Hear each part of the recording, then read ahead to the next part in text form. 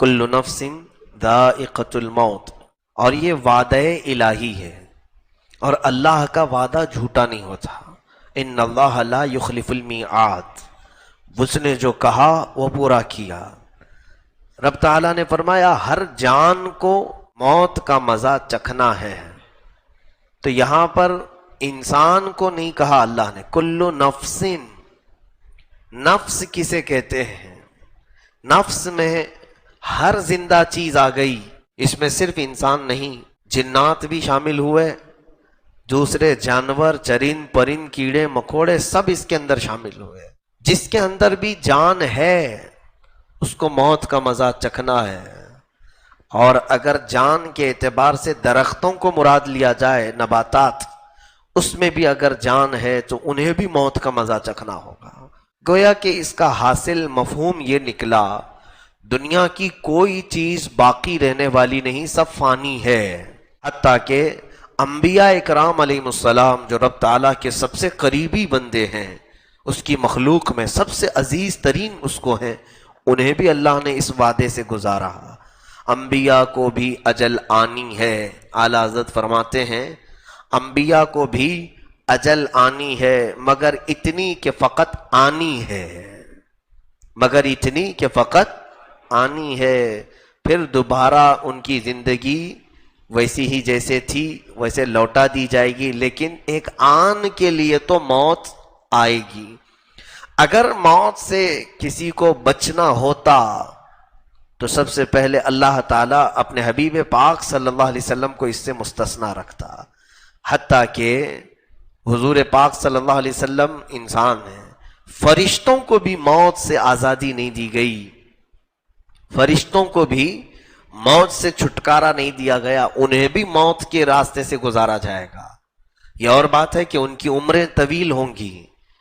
جب قیامت کے قریب سور پھونکا جائے گا تو تمام ملائکہ اور فرشتوں پر بھی موت آئے گی۔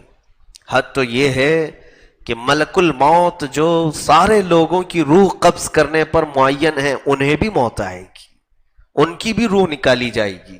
وہ رب تعالیٰ خود ان کی موت، ان کی روح قبض فرمائے گا، اور پوری دنیا جس کے سور پھونکنے سے فنا ہوگی وہ اسرافیل علیہ السلام ہے۔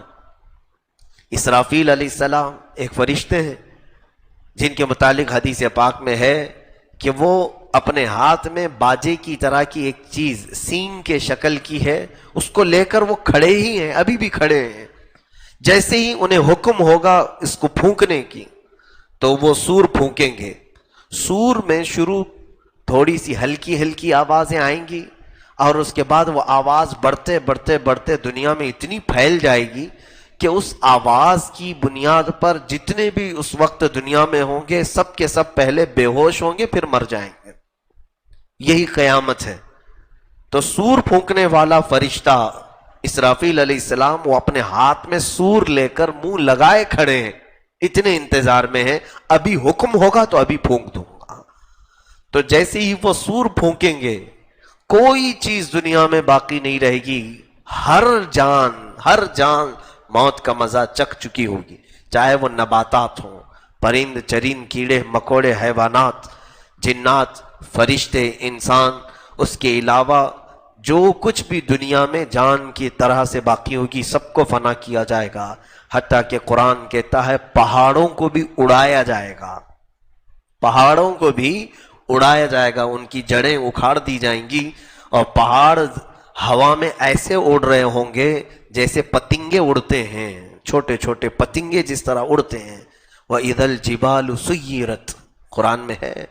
اور سمندروں کو بھی ختم کیا جائے گا، ان میں آگ لگا دی جائے گی، پانی میں آگ لگا دی جائے، سورج کو چاند سے ٹکرا دیا جائے گا، ہر تارہ دوسرے تارے سے ٹکرا جائے گا، اور اس کے بعد جو بلاسٹ ہوگا، جو آگ لگے گی، اس کو ہم یہاں پر ایکسپلین بھی نہیں کر سکتے، بتا بھی نہیں سکتے۔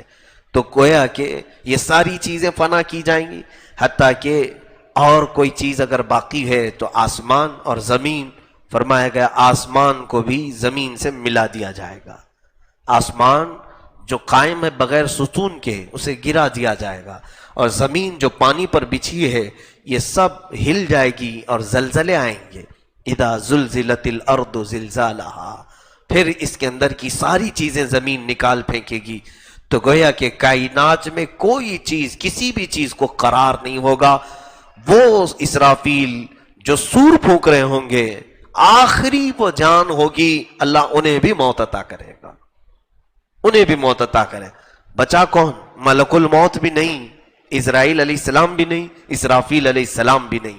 سارے جب سو چکے ہوں گے، تنہا رب ذوالجلال کی ذات باقی ہوگی۔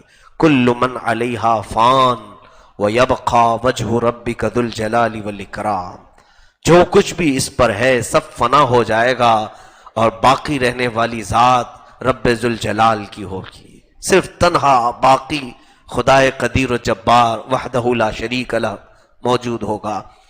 اب اس کے بعد جب رب تعالیٰ کی مرضی ہوگی، وہ پھر سے اسرافیل علیہ السلام کو اٹھائے گا۔ اب وہ دوبارہ انہیں سور پھونکنے کا حکم ہوگا، تب وہ پھر سے وہ سور پھونکیں گے، تو آدم علیہ السلام سے لے کر قیامت تک جتنی جانیں آئی تھی سب کو پھر سے اٹھایا جائے گا۔ تو یہ موت کے برج سے ہر ایک کو گزارا جائے گا۔ اللہ فرماتا وَإِنَّمَا تُوَفَّوْنَ أُجُورَكُمْ يَوْمَ الْقِيَامَةِ، تم جو کچھ بھی یہاں کر رہے ہو یہ سب کا بدلہ قیامت میں تمہیں مل کے رہے گا۔ تمہیں موت اسی لیے دی جا رہی ہے کہ دوسری دنیا میں تمہیں لے جانا ہے، یہاں سے تمہیں پاس کر کے دوسری دنیا میں لے جانا ہے۔ اور فمن زحزح عن النار وادخل الجنت فقد فاز، اے لوگو کامیاب تو وہ ہے جو اپنے اعمال کی بدولت جہنم سے بچ کر کے جنت میں چلا گیا، کامیاب وہ ہے قیامت کے دن۔ اور آگے رب فرماتا وَمَا الْحَيَاةُ الدُّنْيَا إِلَّا مَتَاعُ الْغُرُورِ، دنیا کی زندگی تو دھوکے کا مال ہے، دھوکے کا مال ہے۔ اس دنیا نے ہمیں ایسا غافل کر رکھا ہے، ایسا غافل کر رکھا ہے، اور اسی لیے قرآن کہتا الہاکم التکاثر حتی زرتم المقابر، یہ دنیا کی کثرت نے، بہت زیادہ مال نے تمہیں اللہ سے دور کر دیا ہے۔ اے لوگو جاؤ ذرا قبروں کو دیکھ آؤ، قبروں کی زیارت کر کے آؤ۔ قبروں کی زیارت پھول چڑھانے چادر چڑھانے کے لیے ہی نہیں، بلکہ اللہ کے حبیب صلی اللہ علیہ وسلم نے فرمایا فَإِنَّهَا تُذَكِّرُكُمْ بِالْآخِرَةِ، اس لیے زیارت کرو قبروں کی کہ تمہیں وہ تمہارا آخری وقت یاد دلاتی ہیں۔ کسی بھی قبر کے سرہانے پر کھڑے ہو جاؤ، اس کی پائنتی کھڑے ہو جاؤ، ذرا سوچو کہ اس میں سونے والا کون ہے، اس کی کیا تاریخ تھی، کتنا یہ یہاں پر جیا ہے، کتنے دن رہا دنیا میں، کیا کیا کھایا، کیا کیا پیا، کتنے لوگوں سے دوستی کیا، کون سا کام کرتا تھا۔ تمہارا ذہن گھوم جائے گا، اور ذرا اگر تم اپنے ہاتھوں سے اس کی مٹی ہٹاؤ گے تو ہڈیوں کے سوا کچھ نہ ملے، اور کچھ کی تو ہڈیاں بھی گل گئی ہوں گی۔ ہماری زندگی کا یہی حاصل ہے، ہمارا جسم کیڑے مکوڑوں کی غذا بنا دیا جائے گا۔ ہماری دفن کے بعد سب سے پہلے ہمارے جسم کو پھاڑ دیا جائے گا، پیٹ ہمارا سب سے پہلے پھٹ جاتا ہے، زبان ہماری باہر نکل آتی ہے، آنکھوں کے دیدے ختم کر دیے جاتے ہیں، ناک سے ہماری تمام تر پیٹ کی چیزیں باہر نکل جاتی ہیں۔ میرے عزیزو، قبروں میں دفن کرنے کا جو حکم ہے وہ مردے کی تمام بے عزتی کو چھپا دینے کے لیے ہے، اس کے عیبوں کو چھپانے کے لیے۔ لیکن جو اس کے ساتھ ہوتا ہے، اگر کسی میت کو دھوپ میں روڈ پر رکھ دیا جائے تو پھر پتہ چلے گا کہ ہمارا آخری وقت کیا ہوتا ہے۔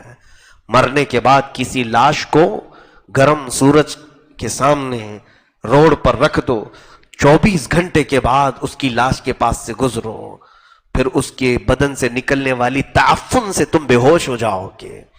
پھر قبروں کے اندر جو ہوتا ہے وہ اللہ ہی بہتر جانتا ہے۔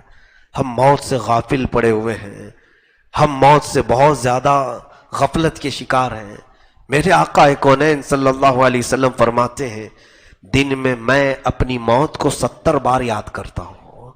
جو کائنات کے آقا و مولا ہیں، جن میں 70 مرتبہ اپنی موت کو یاد کرتے ہیں، اور یوں ارشاد فرماتے میں ایک سجدہ کرتا ہوں تو مجھے یقین نہیں ہوتا کہ دوسرے سجدے تک میں زندہ رہوں گا بھی کہ نہیں۔ ہم نے تو کتنے کتنے 100 سال کے پلان بنائے ہیں. آگاہ اپنی موت سے کوئی بشر نہیں. حدیث رسول میں ہے پانی اگر تھوڑا زیادہ گرم کر کے میت کو نہلایا جائے تو وہ گرم بھی اس کو لگے گا، گرمی بھی اسے لگے گی. جتنا وہ اپنی زندگی میں گرم نہاتا تھا اتنا ہی نہلاؤ. کچھ زیادہ گرم کرو گے تو جس طرح تمہیں چٹکے لگتے ہیں اسی طرح اسے بھی لگے گے. تمہیں جس طرح مکھی بیٹھنے پر کھجلاہٹ ہوتی ہے میت کو بھی اسی طرح سے ہوگی. اور اس کے جسم پر جو کچھ بھی بیٹھتا ہے سب اسے معلوم ہوتا ہے، سب کا احساس ہوتا ہے. لوگ یہ سمجھتے ہیں مرنے کے بعد تو کچھ بھی اب نہیں ہوگا. میں تو کبھی سوچتا ہوں کچھ لوگ مردوں کو، ہندو اپنے مردوں کو توڑ مروڑ کر کے بٹھا کر کے لے جاتے ہیں، ہڈیاں توڑتے ہیں اور انہیں بٹھا کر کے لے جاتے ہیں. ان کے ناک سے ادھر ادھر سے رسیاں کھوس کے نکالتے ہیں. ہر ایک کا احساس ہوتا ہے. میرے عزیزو یہ ایک منزل بڑی کٹھن منزل ہے. سیدنا عثمان ابن عفان رضی اللہ تعالیٰ مصلی بچھاتے تھے. جب قبر والی کوئی آیت آتی قرآن میں یا موت کا تذکرہ آتا تو اتنا روتے تھے کہ آپ کی ہچکیاں بندھ جاتی تھیں. اور آپ کے غلام وہ فرماتے ہیں صبح میں مصلی نچوڑ کر کے سکھاتا تھا، اتنے آنسو ان کے مصلی پر گرتے تھے. سیدنا عثمان ابن عفان اور قبروں کے پاس جاتے تو ان کا چہرہ پیلا پڑ جاتا تھا، پورا بدن کانپنے لگتا تھا. لوگ کہتے ہیں آپ خلیفہ رسول ہیں، عشرہ مبشرہ میں سے ہیں، یہ قبروں کے پاس آتے آپ اتنا ڈر کیوں جاتے ہیں؟ فرماتے ہیں یہ وہ منزل ہے کہ یہاں سے جو پاس ہو گیا پھر وہ آخر تک پاس ہوتا ہی رہے گا، اور جو یہاں پھنس گیا ہر معاملے میں پھنستا رہے گا، ہر جگہ پھنسا جائے گا. اور زمین کے متعلق یہ بھی فرمایا گیا کبھی کبھار یہ جلال میں بار بار کہتی ہے کہ اے مولا فلانا بندے کو جلدی میرے اندر ڈال، میں اس کی ساری اکڑ کو ختم کر دوں گی. جس قدر وہ اکڑ کر کے مجھ پر چلتا تھا، جو غرور و تکبر سے وہ مجھ پر ناچتا تھا، اس کو صرف میرے اندر بھیج دے، پھر میں اس کی پسلیوں کو ملا دوں گی. اس کے سینے کی ہڈیوں کی کڑکڑاہٹ سے جانور بھی کانپ جاتے ہیں. زمین انتظار کر رہی ہے. عذاب کے فرشتے الگ انتظار میں ہیں، رحمت کے فرشتے الگ انتظار میں ہیں، جنت کے دروازے انتظار میں ہیں، دوزخ کی کھڑکیاں انتظار میں ہیں. ایک بندے کے لیے سب انتظار میں ہے، ہماری موت کے انتظار میں ہے کہ یہ کب مرے گا اور اس کے لیے کیا حکم آنے والا ہے. جیسے ہی موت ہوتی ہے سب کے سب مولا کے حضور اب التجا کرتے ہیں، اے رب آج اس کا انتقال ہوا، آج اس کی روح نکال لی گئی، ملک الموت نے اپنی ڈیوٹی پوری کر لی، آگے کا حکم تو فرما. کون سی زمین کو اس کا لقمہ بنایا جائے گا؟ زمین کا لقمہ اسے بنایا جائے، کون سی زمین کے حوالے اسے کیا جائے؟ وہ بھی حکم ہوگا. کس زمین پر ہم جانے والے وہ طے ہے، وہ طے ہے، پہلے سے طے ہے. اس کے علاوہ دونوں فرشتے بارگاہ الہی میں پوچھتے ہیں مولا کس کو اترنا ہے اس کی قبر پر، عذاب والے فرشتوں کو کہ رحمت والے فرشتوں؟ موت کے بعد یہ بھی آرڈر آئے گا، وہ بندہ خوش نصیب ہوگا جس کے لیے مولا رحمت کے فرشتے اتارتے ہیں، اور وہ بڑا ہی بد نصیب ہوگا جس کے لیے حکم آ جائے گا اے عذاب کے فرشتوں اتر جاؤ، کہ وہ خبیث جسم سے خبیث روح نکل چکی ہے اور اسے اس کے اعمال کا بدلہ چکھاؤ، اسے اس کے کرتوت کا بدلہ چکھاؤ. یہ سب تو ہمارے انتظار میں. کیا یہ حیرت نہیں ہے کہ موت سے بچنے کے لیے ہر کوئی دوڑ بھاگ کر رہا ہے؟ علاج، معالجہ، ڈاکٹر، طبیب، حکیم، دعا سب کچھ کر رہے ہیں. کس لیے کر رہے ہیں ہم؟ جیسے بیمار ہوتے ہیں جلدی سے جا کے علاج کرواتے ہیں کہ نہیں؟ ارے نہیں، جلدی ابھی مرنا نہیں ہے. جبکہ ہر ایک کو معلوم ہے موت تو آنی ہی آنی ہے. کوئی ایک بتاؤ موت سے کوئی بچا نہیں بچا؟ سب کو یقین ہے موت آنا ہے، مجھے بھی آنا ہے، آپ کو بھی آنا ہے. جو چیز سے بچنا ناممکن ہے اس سے بچنے کی ہر کوئی کوشش کر رہا ہے، لیکن عذاب دوزخ سے بچنا ممکن ہے، لیکن اس سے بچنے کی کوئی کوشش نہیں کرتا. اگر بندہ کوشش کر لے جائے تو دوزخ سے تو بچ سکتا ہے، موت سے کوئی نہیں بچے گا. تو موت سے بھاگنے کی بجائے دوزخ سے بھاگنے کی کوشش کیوں نہیں کرتے؟ جتنا علاج موت سے بچنے کے لیے تم خرچہ کرتے ہو علاج پر، کاش اتنی ہی محنت، اتنا ہی خرچہ دوزخ سے بچنے کے لیے کر لیا جاتا تو بہت ہی ہماری زندگی میں سکون کی نیند ہم سو سکتے تھے. آج ڈر اس بات کا ہوتا ہے میرے عزیزوں. میں نے ابھی چند دنوں قبل ہل گیا تھا، ذکر کی شب میں نے اس بات کو عرض کیا تھا. خواب کی تعبیر میں دیکھ رہا تھا، کسی صاحب نے خواب یہ بیان کیا کہ ہم نے اپنے رشتہ دار میں سے ایک صاحب ہمارے، ان کے باپ تھے دادا تھے جو بھی، خواب میں دیکھا کہ وہ آئے تھے، دھول میں اٹا ہوا چہرہ تھا، کالا دکھ رہا تھا. کیا تعبیر ہے، کیا تعبیر ہے. تو ہر ایک کی تعبیر الگ ہوتی ہے خوابوں کی. میں نے پوچھا کون تھے؟ کہا ہمارے جو بھی ان کے رشتہ دار ہیں فلاں تھے، پابند تھے، عبادت کرتے تھے، سب ٹھیک ٹھاک تھے، اور ہم نے ان کا جنازہ اٹھایا ہے، بڑی شان سے ان کو دفن کیا ہے. تو میں نے جب کتاب اٹھایا تو میرے ہاتھ کانپنے لگے. پڑھا میں تو یہ علامت تھی کفر پر موت ہونے کی. اللہ اکبر. کسی میت کو خواب میں اس حالت میں دیکھنا کہ اس کا چہرہ کالا ہے، روایت میں ہے کہ اس کی کفر پر موت کی علامت ہے. تو ڈر لگنے لگا. حج مسجدوں میں تو ہم آتے ہیں، موت آنی ہی ہے، آنی ہے، ہر ایک کو آنا ہے. کہیں ایسا نہ ہو کہ مولا ہمارے برے اعمال سے ناراض ہو کر ہمیں وہ کالی موت دے دے جس کے بعد چہرہ کالا ہی رہے گا. یوم تسود وجوہ، قرآن میں ہے قیامت کے دن کچھ چہرے کالے اٹھائے جائیں گے، اتنے کالے اتنے کالے کہ رات سے بھی زیادہ کالے ہوں گے. ان کے کالے پن کو دیکھ کر دہشت طاری ہوگی. یہ کون لوگ ہوں گے؟ جن کی موت کفر پر ہو گئی، ایمان پر موت نہیں ہوئی. عزیزان گرامی، اتنی خوش فہمی میں ہم آج جیتے ہیں، نمازوں کو چھوڑ کر بستروں پر ایسے لیٹے ہوتے ہیں. میں دیکھتا ہوں اتنے بڑے محلے میں اتنی بڑی مسجد خالی کیوں رہتی ہے؟ کیا مرنے کا کسی کو خوف نہیں؟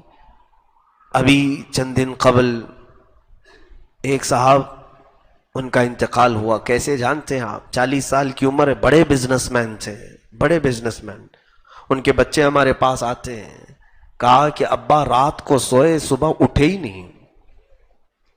اٹھنے کا معمول تھا صبح 8-9 بجے، لیکن اس دن وہ 11 بجے تک سوتے رہے. 11 بجے تو جب اماں نے اٹھانا چاہا تو جسم پورا ٹھنڈا تھا. دیکھ کر وہ گھبرائی، ڈاکٹر کو بلایا گیا تو کہا رات میں ان کا انتقال ہو چکا ہے، بستر سے دوبارہ اٹھ ہی نہیں سکے.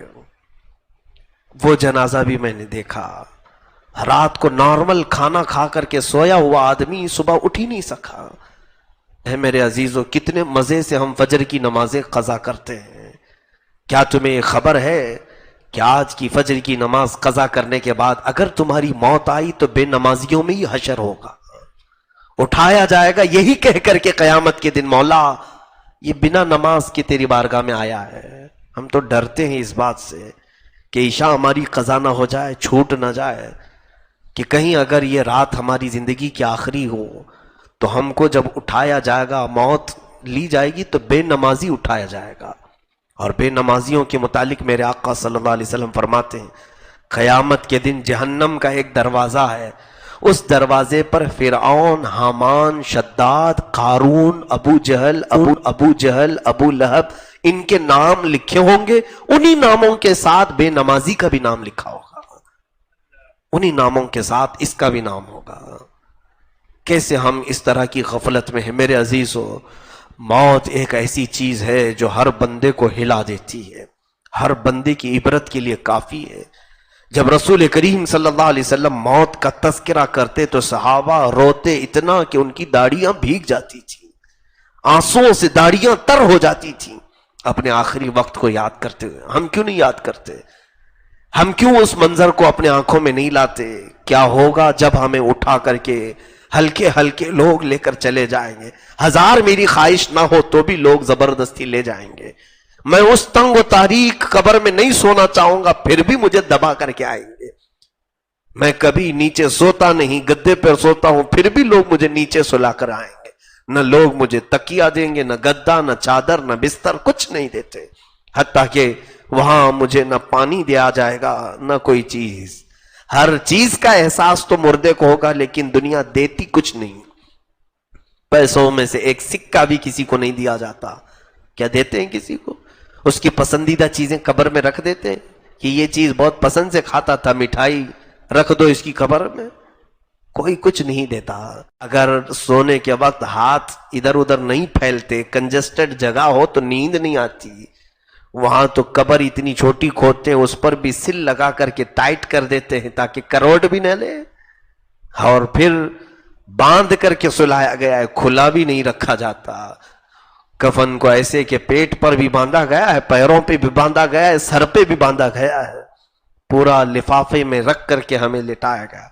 کس طرح سے ایک کنجسٹڈ جگہ پر اور کتنا تنگ لباس میں، ایک باریک لباس میں ہمیں ڈالا گیا ہے. اس منظر کو یاد کرتے یقیناً میں اپنی کیفیت بتا رہا ہوں، بارگاہ الہی میں کبھی کبھار ڈر کر کے میں رات میں اٹھتا بھی ہوں، عرض کرتا ہوں کہ مولا بہت میتوں کو دیکھا قبروں میں جاتے ہوئے، قبروں کو بند کرتے ہوئے، آخری مرتبہ ان کے چہرے دیکھے، اور ان کے چہروں کو دیکھ کر ایک ہیبت بھی طاری ہوتی ہے. کتنے بے بس ہیں یہ. کبھی جب طاقت تھی تو مکہ بھی آزماتے تھے، جب زبان چلتی تھی تو ہر ایک کو چھلنی بھی کرتے تھے. کتنے خاموش ہیں یہ لوگ. آج ان پر لوگ مٹی ڈال رہے، کسی کو بولتے تک نہیں. اتنے بے بس ہیں یہ کہ ان کو کچھ بھی ہلایا جلایا جائے یہ کسی کو ڈانٹتے بھی نہیں، کسی کو اف تک نہیں کہتے. اور لوگ بڑے مزے سے ان پر تختیاں بند کر کے، وہ دوست بھی غائب ہوتے ہیں جو ان کے لیے رات رات بیٹھتے تھے. 5 منٹ کوئی قبر کے پاس بیٹھتا نہیں. ہماری قبر کی پہلی رات کیسی ہوگی، دوسری رات کیسی ہوگی، تیسری رات کیسی ہوگی. وہاں صرف اور صرف ملائکہ سے ہمارا آمنا سامنا ہے، کسی سے نہیں. ہماری کیے ہوئے کی تمام چیزیں انہیں بتانا ہے، ان کی مار کھانا ہے، یا ان کے کوڑے، یا ان کے بھالے، یا ان کے گرز جو لوہے کے وہ سینے پر مارتے ہیں تو 2 میل اندر جاتا ہے، 2 میل اندر جاتا ہے. وہاں سے وہ کھینچتے ہیں، نکالتے. یہ تمام کیفیات کو ہمیں جھیلنا ہے. اس لیے دعا یہی کیا کرو کہ مولا موت سے چھٹکارا تو ہے نہیں، لیکن اچھی موت عطا فرما دے. اس کے بعد تو سکون ملے. اس دنیا میں کون سا سکون ملا. اسی لیے ہم بار بار دعا کرتے ہیں کہ میں نے دیکھا ہے سارے قبرستانوں، بہت قبرستانوں میں گیا، بہتوں کے جنازے پڑھا ہے، دفن میں بھی شریک رہا، لیکن میری زندگی میں میں نے صرف ایک ہی قبرستان کو دیکھا جہاں زندہ بھی سونے پر فخر کرتا ہے، وہ جنت البقیع ہے. میرے آقا کا پڑوس قبرستان ہے. ایسا ہے کہ میں دن میں بھی وہاں گیا، رات میں بھی گیا. اتنا با رونق قبرستان کہ سچ بتاؤں ابھی اگر کہہ دیا جائے کہ لیٹ جاؤ تو خوشی سے میں لیٹ جاؤں.